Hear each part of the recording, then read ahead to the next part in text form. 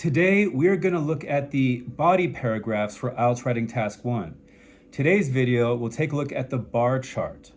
Now, previously, we talked about the introduction, which focuses on the main features, and the overview that focuses on writing about the main trends. If you're interested in those videos, please check out my links in the description where I made separate videos about those. But in this video, we're going to focus on the body paragraphs, which should just share some details and make comparisons where necessary.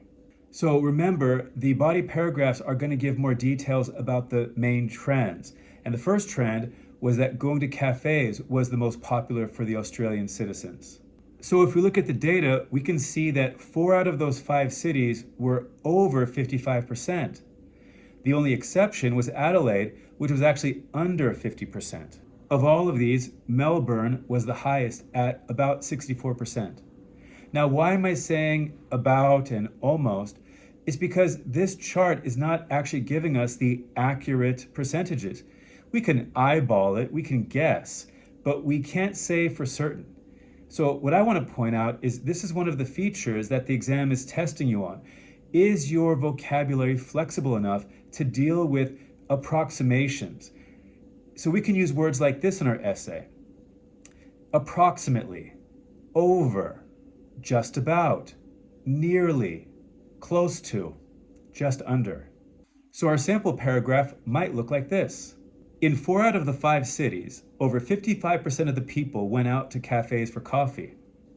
Only Adelaide was the city where less than 50% of the people went to cafes. Melbourne had the highest percentage, with approximately 64% of the people there buying coffee in cafes. So that's what a paragraph could look like. Surely I could have shared more of the percentages. I could have made comparisons in different ways. That's okay. There's not one right answer.